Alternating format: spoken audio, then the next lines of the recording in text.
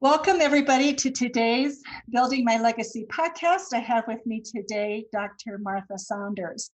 She is president of the University of West Florida. She comes with a marvelous background. I'm putting my glasses on because I don't want to leave anything out. She is the sixth president of that university, of the University of West Florida. She has 30 years of higher education experience, and she's had leadership in universities at Florida, Georgia, Washington, Wisconsin, and Mississippi. So very different climates and cultures, and amazing that you have worked in those environments. Her academic expertise is in public relations and crisis communications, which is probably today one of the most sought after fields, I'm guessing, with all of the rancor that we've experienced.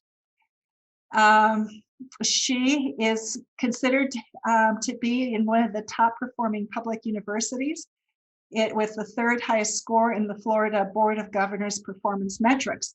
I find that fascinating because we are struggling with quality education today and people coming out with what it is that we need for innovation. And so with that said,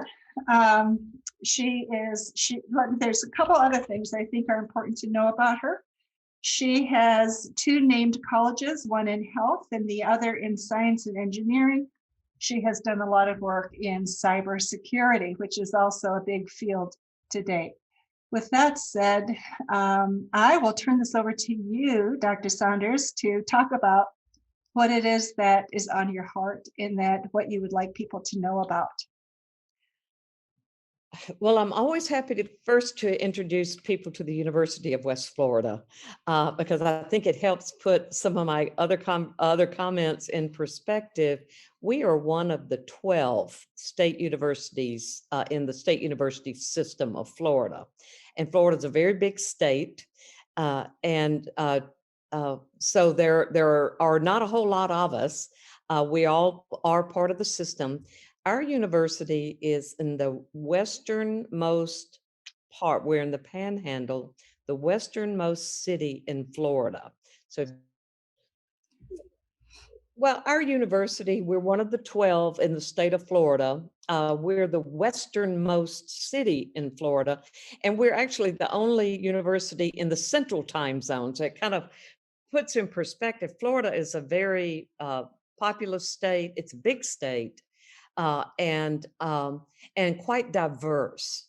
And so the universities work closely with each other to work on behalf of the state, but it is sometimes difficult to have our voices heard because it is so big. And so not so long ago, a few years ago, our university celebrated its 50th anniversary. Wow. And we stopped and said, okay, where are we? How? In many ways, the university had grown as it should. Top quality programs, all those good things that you measure. But then I said, but where do we go from here? You know, how do we distinguish ourselves to serve the state, serve the region? And what we decided to do was we said we need to leverage regional resources. If we're going to fulfill our mission, we really can't do it alone. Right. And so as we started building programming, we built programming for which there was an existing resource that we would partner with. For example, we started cybersecurity, and we have gotten tremendous recognition across the country in our program of cybersecurity, but we're a big military installation here. So there were very important partnerships. And the same is true with a number of other programs that we put together. And so as we start looking at our competitive advantages, we are not the biggest university in the state. We're not the oldest, and we are certainly not the richest, but we are the most agile. Universities are not known for their agility. We don't move real fast, but the University of West Florida has learned to move very quickly. and to be responsive to opportunities real time. So that's something that I think that we have done successfully, and we're only on the beginning stages of being that kind of university. Uh, I like to say we're the university of the next big thing. Whatever's about to happen, we want to be there, and we want to be there making it happen. So that's given us a lot to be excited about, and certainly has put a lot of pep in the step of folks around here. So you talk about some of the challenges facing higher education. What are some of the top challenges that you feel you all are dealing with?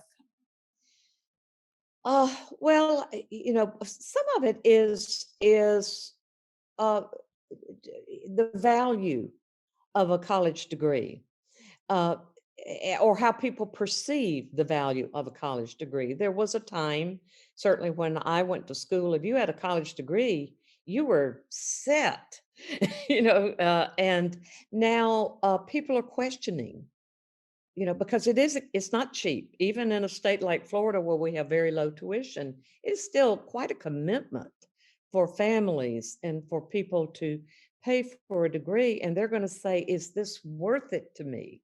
And I think that is a challenge that we need to be uh, constantly addressing, uh, and also maybe educating the population of the value of the degree, that is more than just how much you get paid in your first job.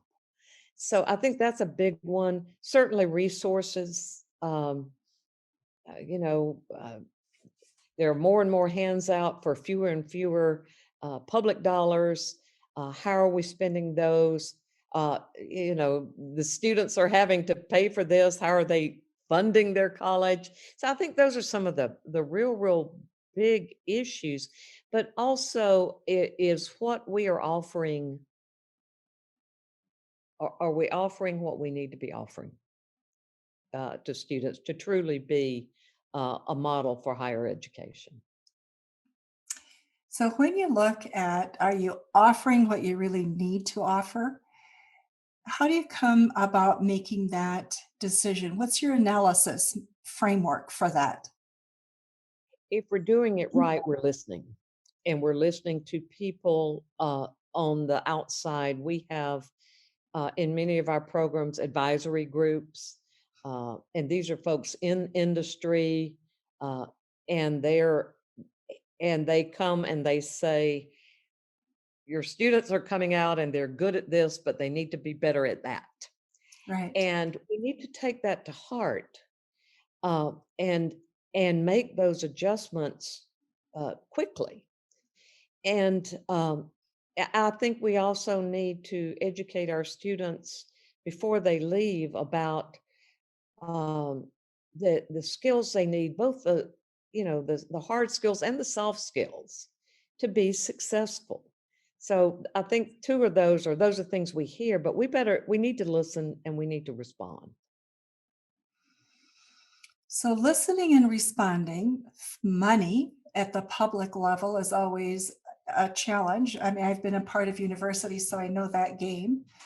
And so growth for you is you have those constraints. So for you, as you grow, where do you see growth opportunities coming? Well, for us, again, our growth is coming. A lot of our graduate programs are growing. We have really leaned in on cybersecurity and all of the things that go with cybersecurity. We are partnering there with a major research institution for a doctorate in intelligent systems and robotics. So some of this is just sort of what's happening out in the world. Good for you. We're making sure that we are there. Lots of people can start programs, and we make sure we leverage our regional resources to make those programs work. So I think it's important to me that we're always looking one to the next hill, uh, and not ever get complacent that what we're doing is good enough. We have some wonderful opportunities. I was just talking with one of my board members. Um, Now that, COVID has brought us challenges, but it has also it's made us stop and think. For example, do we really need all these buildings? you know, does every faculty member need an office? Are there other ways of doing what we do, and not the traditional way? I don't think any of us is going to go back to the way it was. We can't. I mean, we're living the future of higher education, and part of that was brought on by a world pandemic. But you stop and think, and you think this is not so bad. you know, Before the pandemic, I guess I was just getting pestered to death about space. Everybody wanted space. And I need more space. I need more offices. And then I sent everybody home to work from home for a few months, and I don't have a space problem anymore. Because we figured out we can get the job done and do it well, and we don't need all this brick and mortar. So I think, and we're certainly not alone in that. I think that every university and every corporation is going to stop and think, are the traditional methods of doing business the way we need to do it? We have a job to do. Our job is to provide high quality graduate and undergraduate programs and to serve society and the professions. How we do it isn't, it might be chiseled in stone somewhere, but we don't have to obey those rules anymore. Things have changed. So given that, Dr. Saunders, if you could wave a magic wand and you were this fairy that controlled everything, what would the university of the future look like? What would you create? I've been thinking a lot about that, because in some ways we're all having to recreate the university of the future.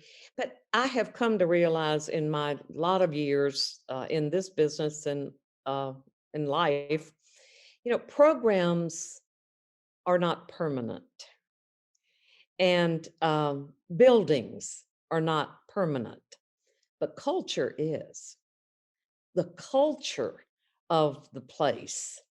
If we can focus on a culture that is spirited and about as a community of learners, then that's what I want to have happen. I want to leave a culture that is always ready for the next thing, and rushes to it and embraces it, and teaches our students to do that, because the world, as you know, is changing so fast, hourly, and to be able to adapt, and to be a culture that can adapt and not look back on how things used to be, hold on to what's good. That's what I want to make happen. Wow. So what is good? The best of what you want to hold on to, what would that be? Say that again. So you want to I hold didn't. on to the best of what is Yeah. as you move forward. So the best that you have right now, what is that? I think the best for us is we have. I like to say we're an authentic university, and it the future of our graduates matter to us. It's not just we hand them a degree and then we wish them well, and please join the Alumni Association and send us money. It is, we really want, we're focused on a strong handoff to the next level of their lives. And that's been very much a part of our culture for a long time. It's not, no one has to tell us to worry about our students getting jobs. We've always worried about them getting jobs, and we want it to be a strong handoff. We want them to be ready. So those are, I hope we never lose that. And in some ways it's been kind of competitive, among faculty. They say, well, my advisees all got into graduate school and great jobs, and there's a source of pride in the success of your product. This is our product, and so I think that is a part of our culture we never want to leave. We also have, I call it a frontier spirit here. Again, we're westernmost city in a state, a big state, in a different time zone. So sometimes we find ourselves just having to figure things out for ourselves, and and so there is a wonderful empowerment that not just our faculty, our staff have. There's an ownership here that, this is our place, and they're empowered to make decisions and to make suggestions. Or I certainly hope they feel empowered to do that. But it's also been very much part of the culture. Presidents come and go, deans come and go, but uh, the rank and file staff and employees stay a long time, and there's a wonderful sense of pride and ownership here that I would not want ever to change as well, because they're the ones that make things happen. Presidents hop up and down and give speeches. Lots of speeches sometimes, probably, and lots of boards you get put on as well. So let me ask you something else in terms of the future of education. I think one of the challenges faculty always have is staying abreast of what's current so they can really bring to the students timely education. So how do you go about doing that with your faculty? That professional development is key. And especially in a school our size, we have about 13,000 students. And so our faculty aren't going to have 5 people in their department who do the same thing that they do. And so it is important to keep them connected with what's happening in their fields. That happens with conferences, professional meetings, those kinds of things. And that is something that we all try to do. And when you think about it, and it sounds kind of crass, but the shelf life of a faculty member can be very short, Yeah. depending on their field. There are some fields that change so quickly that if all they know is what they learned in doc school, they're not going to be very useful to you for very long. So I think that's a top priority, but there are other ways of handling that too. You can bring in visiting, you can do faculty exchanges. Those are priceless. Uh, and have one of your faculty go somewhere where they're doing something that they need to know more about. It's not costly. Externships, depending on their field. If you have a journalism faculty member who can go and work for a newspaper in the summer, then they're back on they're back in the saddle. And so there's no one key to that, but if you don't attend to that, you're going to lose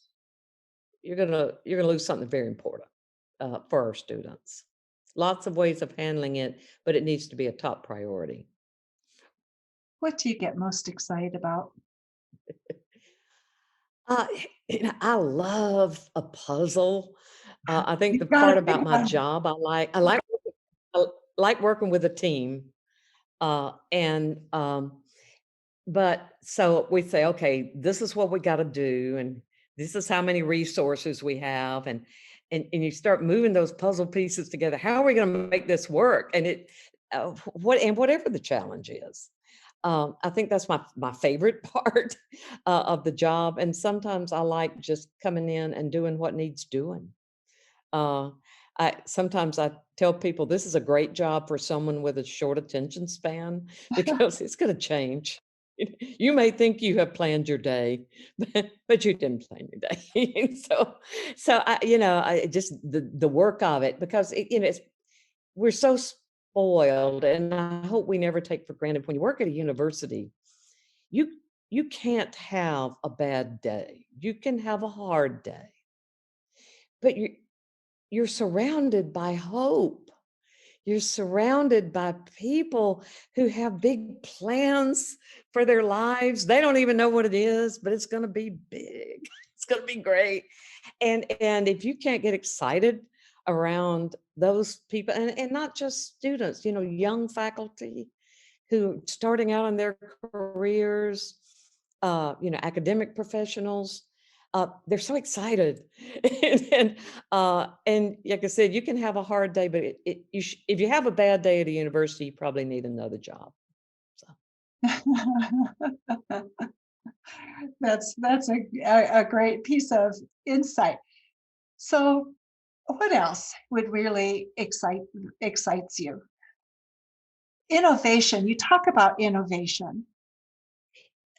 New ideas excite me. And um,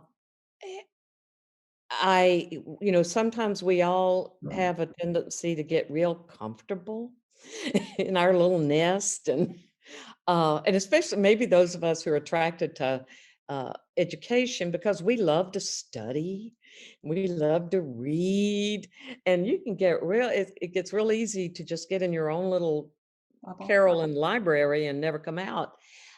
And so I really love hearing the ideas that people have, even if they're pie in the sky.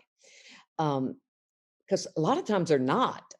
Uh, People think, oh, we'll never be able to afford that. Well, let's try it. Let's try me out and see if we can afford that. So we did something here a few years ago that we call the next big thing competition. And we invited everybody on campus, everybody, to come up with an innovative idea. It's something that would really change us, would bring us forward. And I thought maybe I'd get a dozen. And I think I got 100 Oh, wow. awesome proposals. And they didn't come from, like, some of them came from deans and administrators, but they came from people on the ground who said, here, and we've implemented a lot of them, uh, including like a student business incubator. Why wait until our students graduate to have them start a business? Let's let them start them here. And that came from, an assistant student affairs dean. And so we got those ideas, and I've still got a few that I haven't been able to implement, uh, but they're still on my desk. Uh, and sometimes I'll pick them up and I'll say, "Is this still a good idea?" And let's brush it off. And so we stay focused on our mission, and whenever we make a decision, it's always, is this what we're here to do? Is it within our zone of responsibility? But if it fits in there, we're going to listen to every idea. If it's going to improve uh, education, if it's going to improve the body of knowledge, if it's going to serve professions, I'm going to hear it. And that gets me excited. So I like new ideas. So It has to be an exciting, fun place to work, just from how you describe it. Your enthusiasm makes it an exciting place, I think. I think it is. And one of the things I'm most proud of, we've been on the best colleges to work for list uh, for the last few years. And Good. that is a part of a survey that it's an anonymous survey that your employees get. And I don't get to see it or influence it. But it puts us in the top 10% in the country. Uh, Oh, and that, congratulations. that matters. if if people like, I mean, because they're the ones that do all the work. And if they're happy in their work, they're going to be doing good work. Dr. Saunders, our time is almost up. And so I just want to make sure that we have covered what is on your heart and that you would like people to know before we conclude. So what if we left out? What if we've been incomplete on? I think you ask great questions. But I think when, as we're moving forward, inclusion matters. Include everybody on your campus or in your corporation. You just never know where that great, bright idea is going to come from. Isn't that the truth? Sometimes it's that lowly position that you see as lowly. And I think of a hospital at one time where one of the medical staff was asked, how do you come up, it was the medical director, how do you come up with your ideas? And he said, well, just talking to people. And the person who asked the question noticed one night he had finished late at night in surgery and the doctor was leaving, and he noticed he stopped and talked with the janitor. And so he paused to listen to the conversation. The janitor went throughout the hospital. He knew everything. He was giving the doctor ideas about what could be done. So, we think of people we bypass that have incredible ideas that we just don't stop to gather. No, and I think if you just hang out, sometimes I just go and sit on a bench and listen to the students as they're walking by, and whatever they're complaining about or whatever, it's very helpful, very helpful. It is helpful. Dr. Saunders, anything else? What else have we not covered that you would like to make sure our audience knows? I just very much appreciate your time, and I get to talk about my favorite subject, and that's the University of West Florida. So thank you so much, and I would love to hear from your listeners and share ideas as we can. I will be glad to share with you any feedback that we get. So thank you all who are listening to Building My Legacy podcast today. Thank you for being with us. And Dr. Saunders, thank you so much for your thoughts on higher education. Important, huge topic for our future. Thank you. It's my pleasure. Thank you. Thank you for watching my video. Don't forget to like, subscribe, and click the bell button above. Leave comments. We'd love to hear what you think. And visit our other social media links as well. Thanks much.